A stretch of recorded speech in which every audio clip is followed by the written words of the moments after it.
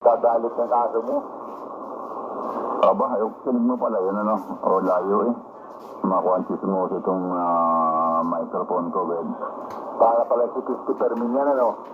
Oo, saka si Buya Bunda, Ben. Yan, o. Lakas eh, may malaking aso ah. Oo, yun, kung saan ako, nasa kanya kulungan, doon sa malayo, Ben. O, lakas yan, o, aso yun. Ay, German. Ang ganda niya, medyo malabang balahibin niya niya, no?